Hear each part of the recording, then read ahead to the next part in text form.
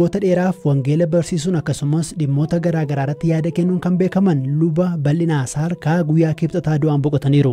Lubii waggaa 60 oliif tajaajilan kun hiyyummaan kennaa waaqa kan taane namni hojjetee jijjiiramuu akka qabu irratti dubbachuun beekamu.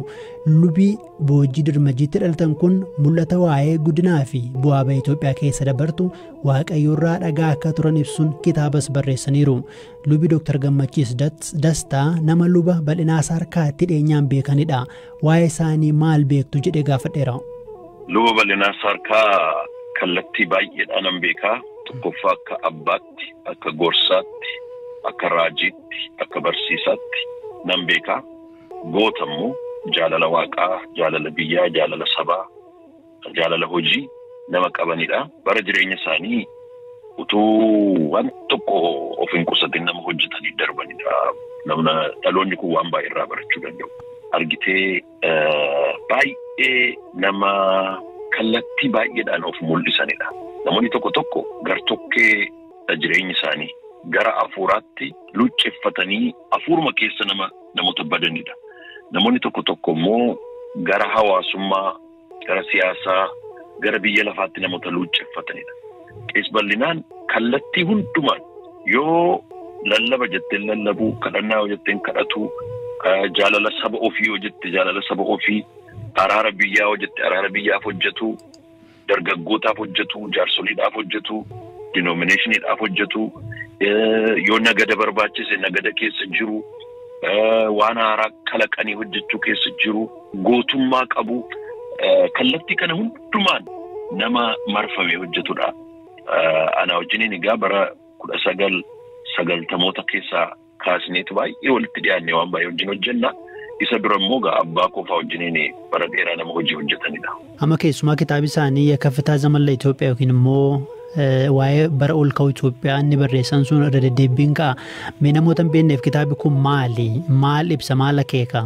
Argitee bara dukkanaa keessa kan isaanii mul'ata kana argan bara biyyi keenya abdii kutannaa keessa jirtu biyya Jarmanii keessatti mul'ata kana waaqayyootti agarsiise.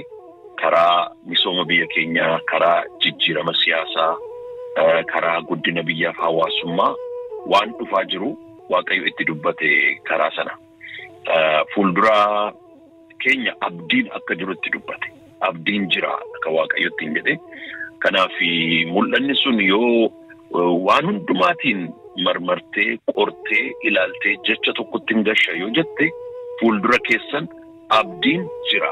Haalli isin amma keessa jirtan, rakkinni amma keessa jirtan, dhukkubni amma keessa jirtan, hiyyumni keessa jirtan, gidiraan keessa jirtan, dhukkubni keessa jirtan kun hundumtuu hin darba. Fuuldura keessan immoo guddinatu jira, ulfinatu jira, abdiitu jira kan jedhu mul'ata itti agarsiisu waaqayyotti dubbate. Detailii isaa achi keessa jira waan baay'een. More than the detail, the salient point isa jennutu barbaachisaadha. Innis immoo abdiin jira kan jedhudha.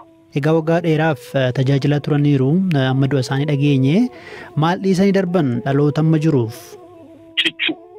Cichuu dhiisanii darban, abdii kutachuu dhiisu. Lubii bal'inaan bara Haayila Sillaaseetii kaasanii nama wangeela lallabanidha. Haayila Sillaasee keessatti lallabaniiru, Dargii keessatti lallabaniiru, bara Ihaadeeg keessatti lallabaniiru, bara kana keessatti lallabaniiru, hidhamaniiru, ari'atamaniiru, jibbamaniiru. Kana keessatti dhaloonni maalirraa bara haala laaltee otoo hin taane waaqa laaltee deemu. Haala laalanii deemuun yeroo hundumaa jijjiirama baraa wajjiniin si fudhatee deema lolaan. Waaqa laaltee yoo hin deemta ta'e garuu baraa wajjiniin, haala wajjiniin, qilleensaa wajjiniin hin fudhatamtu. Bara qaxxaamurteetu darbita.